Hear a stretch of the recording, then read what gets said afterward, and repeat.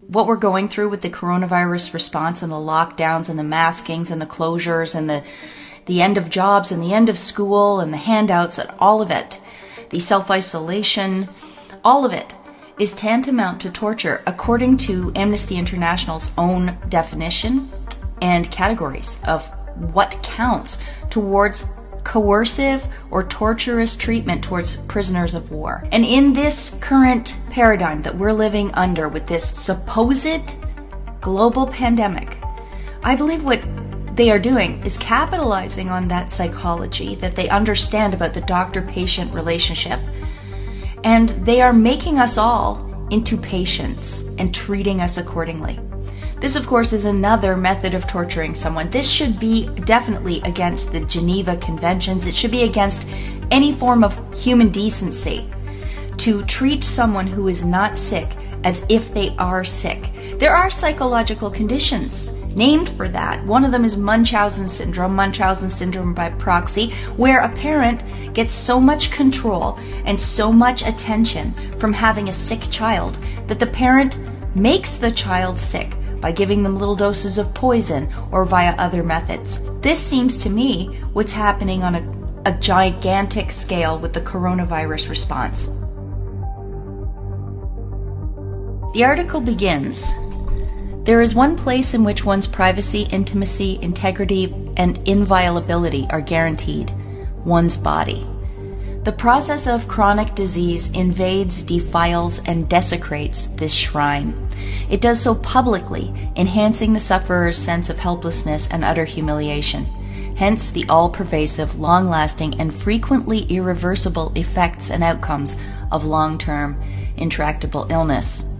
The medical system, the medical tyranny, the techno-fascists, that's the final frontier for them. They want to conquer our body.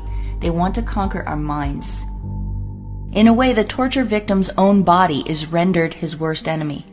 It is corporeal agony that compels the patient to mutate, his identity to fragment, his ideals and principles to crumble. The body becomes an accomplice of the affliction, an uninterruptible channel of communication, a treasonous, poisoned territory." They are considering all of us patients now.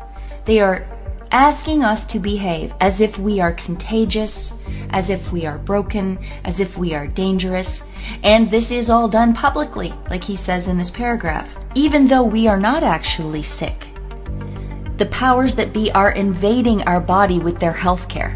They are asking us to demonstrate, wear masks, use hand sanitizer, get in line, stay 6 feet away from each other.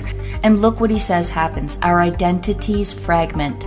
We mutate. Our ideals and principles crumble.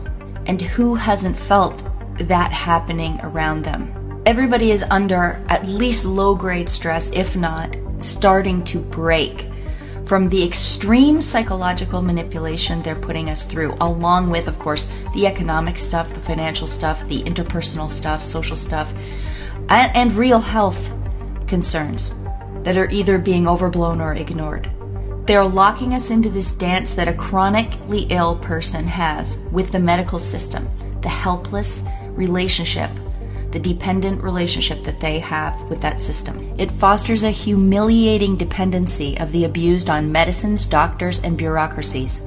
The impersonal character of modern healthcare objectifies the patient, further adding to his or her alienation.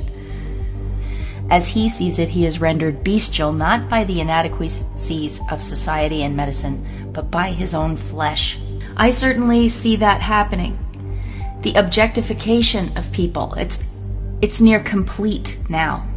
We are alienated from our bodies because we are not sick, yet we must behave as if we are. We're being degraded. We're being dehumanized. We are being rendered bestial, where our main concerns now, whether we really realize it or not, are survival-based.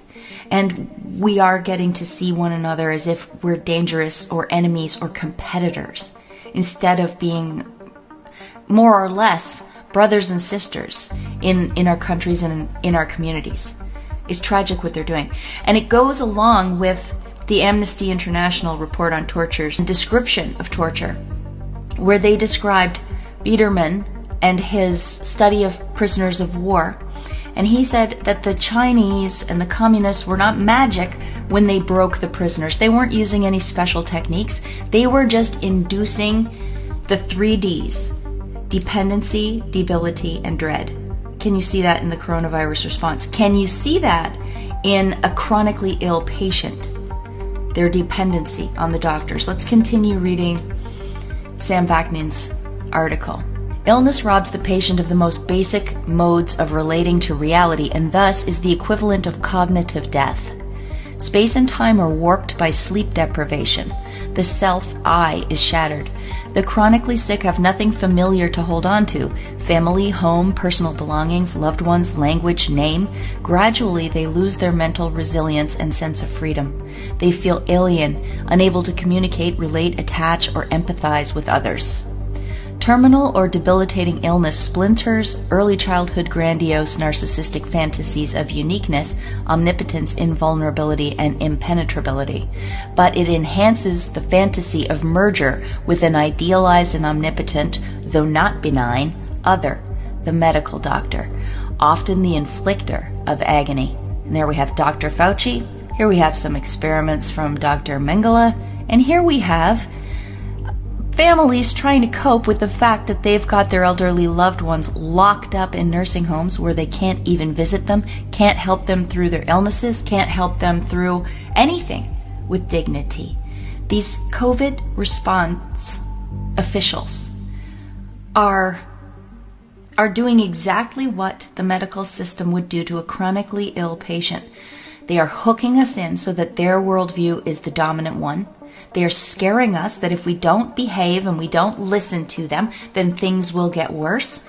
They make us complicit. They make us participate in the torture because we're scared, because this is about our health, because we feel like we don't have enough knowledge.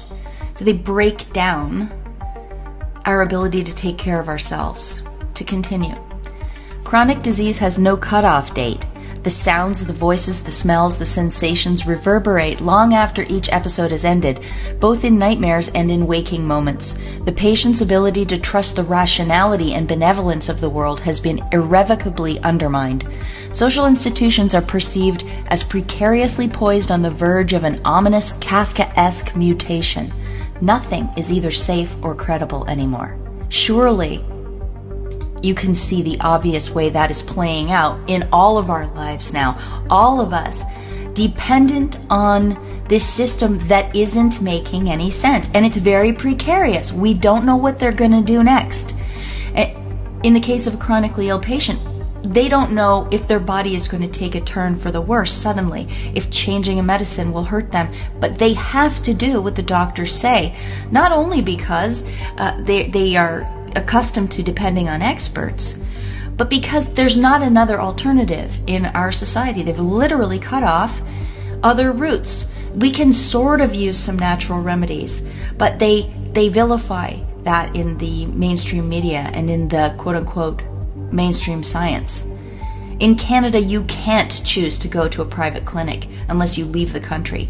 You can't get around their prescriptions, their idea of what is the right course of action for you. And think of the COVID response. 15 days at first, then 30 days, just a little longer, just wear a mask. This might last for years. This is the new normal. They let us into big box stores, but they don't let us into small family restaurants or bakeries or hardware stores. They are releasing prisoners, dangerous prisoners, out into the streets, but they are arresting people who are not complicit with the medical tyranny, who simply don't want to wear a mask, who simply don't want to use hand sanitizer, who simply state out loud that they don't believe the numbers. They don't believe this is a dangerous pandemic.